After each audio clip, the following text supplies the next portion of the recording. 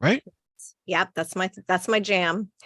Perfect, perfect. Just so everyone knows, I actually mistakenly mentioned what she's going to talk about earlier today, but thank God that wasn't recorded. So I do apologize. Yeah, I would be like, oh, I would have gone with it though. Fake it till you make it, as they say, right? Exactly. Perfect. So let's officially begin. Why don't you introduce yourself, Natalie? Tell us a little bit about who you are and where my audience can find a lovely guest like yourself. Sure. So my name is Natalie Beck, and I am married. I have two children, Mia and Jake. My daughter is 19, so she's a sophomore at Penn State. And my son is 15, so he started high school this year. So that was a challenge. So I had one out of the house and one still in the house. And I actually am a nutrition consultant. So I'm certified nutritionist, and I work with women, like you said, over the age of 40, and really helping them craft their wellness plans, their weight loss plans, getting them in the right mindset for weight loss and navigating the challenges of their life with the crazy hormonal shifts that go on after the age of 40. So perfect. So why women, not that I'm complaining, but why women over 40?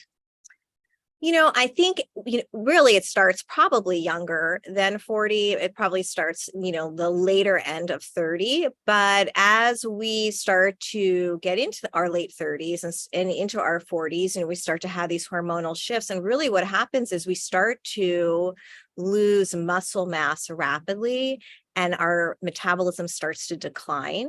And then as our metabolism starts to decline, we're not changing our habits. We're kind of back to what we used to do when we were in our 20s or in our early 30s. Then all of a sudden the weight starts to creep up like out of nowhere. And, our confidence kind of just sort of hits a wall there, and life starts to really take a turn. So no more yoga pants and tights. No, you have to start yeah, exactly. And I think that's definitely, a mind shift for women, the changing body. I know for me, as I mentioned to you, I have a number of friends, all my friends actually, who are women are over 40, and they some of them turned 40, let's say during the last 3 years when everyone was on lockdown, right? Mhm. So I remember one of my friends, she was like, Terrain, this is the quarantine 15 that I've gained. Yeah. I'm like, I think your metabolism's slowing down. Yeah. It was really a lot of it happened during the COVID time because women weren't getting out moving. They were kind of, that is something too, not getting in their usual movement. And then the actual eating, the extra eating. And as we start to age, things start to happen with our blood sugar. We can't clear it out the way we used to. And that adds an extra layer of problems as well to, combat the issue of our metabolism. So it's just really, it's a difficult time for women, that age of, 40, 45. It's a crunch time, really. I think things start to kind of snowball for us. And the women that you're dealing with, is this, I know it's women mostly over 40 and maybe in their 30s are starting out, but Mhm. is this like women with like families, like women who are, let's say, post children, they're married, or is this like a combination of single women who may not have the quote unquote baby weight they're trying to deal with, or is this like single women as well as women who are in a relationship and they're trying to figure it out as well? I think for me personally, I've had all walks. I've had women that are single, and, or I've had a lot of women that are have just recently, found themselves divorced. So they're just recently single. They are dealing as a single parent. I have a lot of women that way too.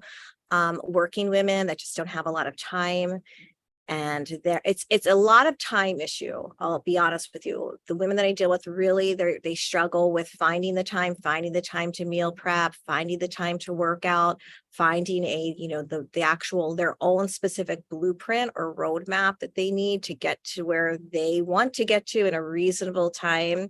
And that's the other thing. I think there's so many quick fixes and fads and things out there. And, we just want that instant gratification. And when it comes to weight loss, the healthy way is the best way. And that's really the way that it's going to be sustainable for them.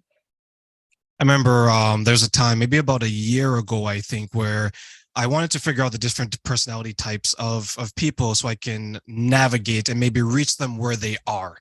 And I think for a lot of people who are coaching or mentoring, such as yourself, me, and others, we always want to make sure that we're not giving them what we think is best, but necessarily what's giving them what is actually best for them. As you mentioned, right? There's a lot of fads out there, 60-day diet, and you can have a butt like Kim Kardashian, right? Like build the booty, right? Yeah. So some of the women I work with now, they're older, they're in their 50s and their 60s. Huh? And the reason why I asked the question about single women and women who aren't single, I found that in my experience, the women who have been single a long time, they seem to be able to find a little bit more time to squeeze out of the day, right? Because they don't have the children, they don't have the husband, they don't have the spouse, and Mhm. things like that. So that's why when you mentioned the time, it brought me back to that, because there's someone who I'm dealing with who's married, and she comes to me, she's like, Terrain, I don't have the time. Mhm. And then I was like, okay, let's pull out one of my favorite things in the world, Google Calendar. Yeah. I was like, let's track your time. And then she realized she had like 5, 6 extra hours during the day. I was like, once you're aware of the time, you can make better adjustments, because our body, we only get one in this life. Mhm. And for you, Natalie, do you find maybe some difficulty helping the woman understand that there is enough time? We just have to make the time. Oh, yeah. I think it's an easy, I don't want to say an excuse, but I do think it's something that they fall back on. And I love that you did that. I think I'm going to use that strategy, bring out the Google Calendar so that it's like right in their face, this is how much time you actually really do have. And I think, they don't maybe want to use the time that they actually have, because sometimes it's an inconvenient time, either really early in the morning, you may have to make that adjustment and get up a little bit earlier when everyone's asleep, especially for women that have the children, or they have, hectic jobs and things like that. You may have to make a sacrifice. And that's what I think it is. I think it's, it's also that mind shift of, I have to make a couple different sacrifices. This is not going to be easy. Change isn't easy at all. It never is. And so putting yourself out into that, making yourself get uncomfortable is hard. It's hard stuff. And yeah, I think that there's a lot of excuses at times, but finding that, here is the time that you have, and this is what you need to do. And it's really at some point it becomes, it's the ball's in their court. You know what I mean? So you have to take it and run with it. If your end goal is something that you really, really want, here's all the tools, here's what I'm giving you. I'm here 100% to support you. But at some point, they have to internalize it and run with it.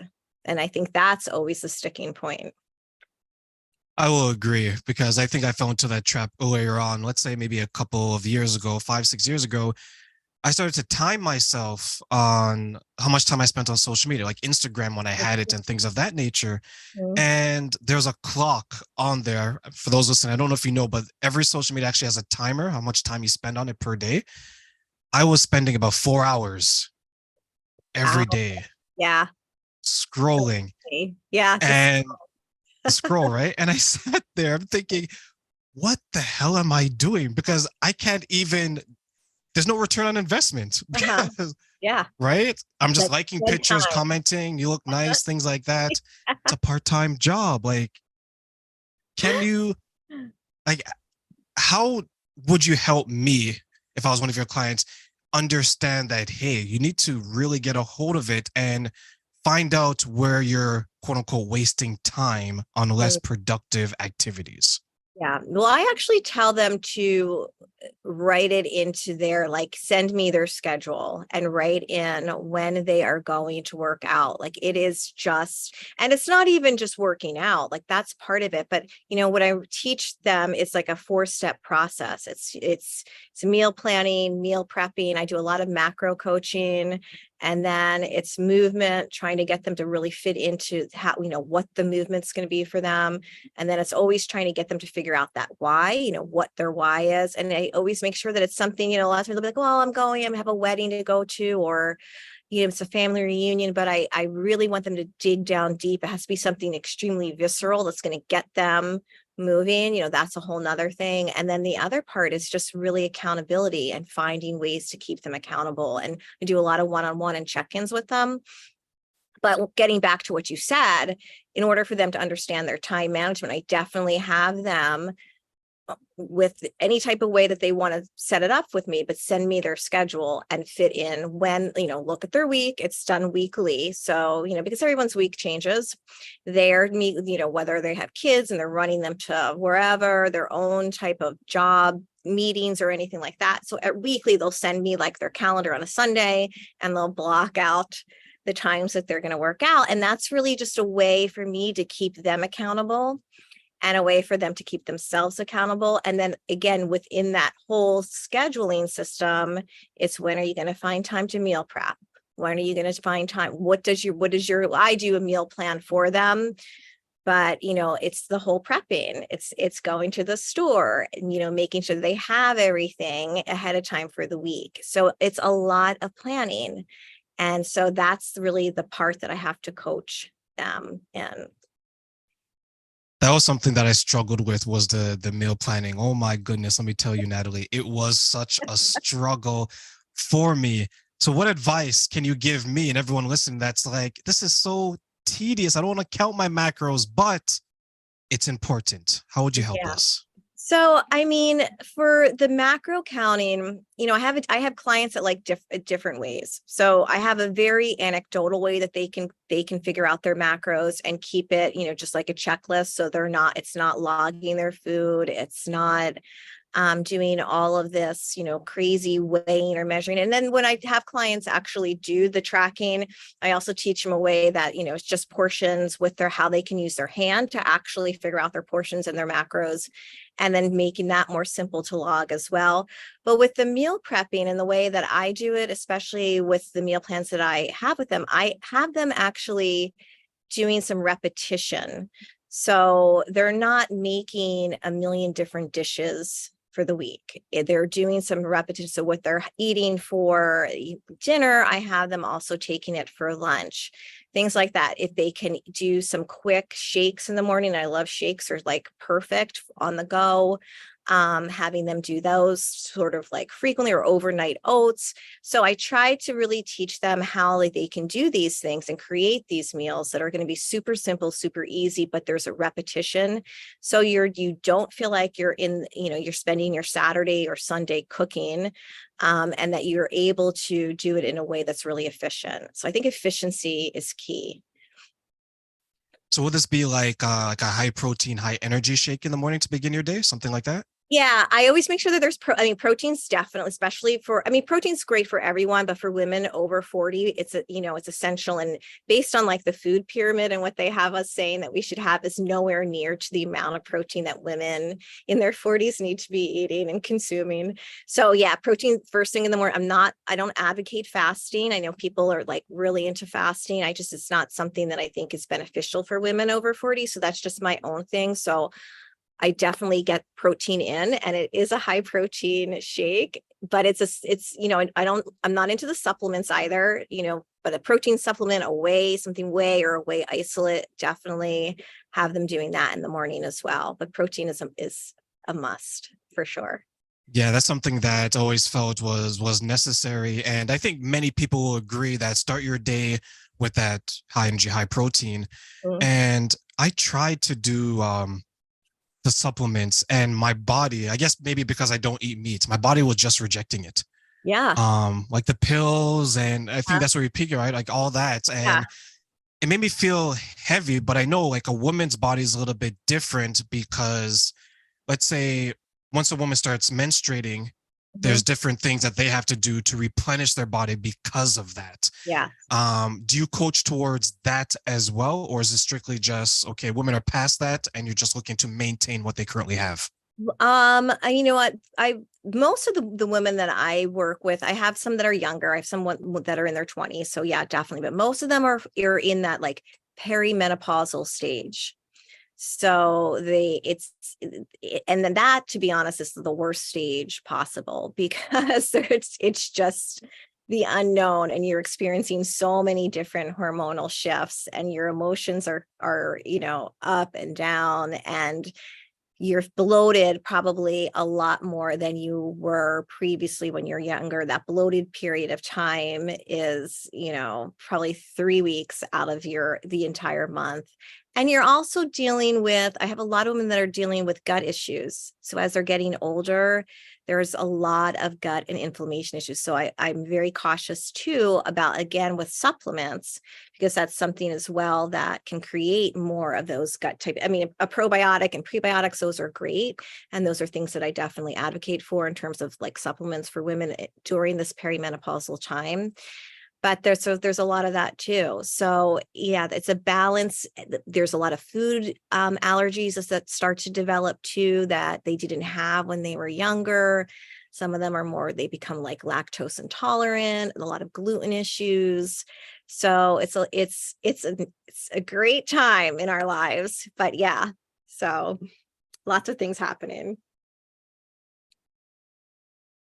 For those who are following on Facebook, YouTube, and my social media and website, please subscribe, follow, and share for more incredible interviews like the ones we have with my new best friend, Natalie. And we will be back for more. So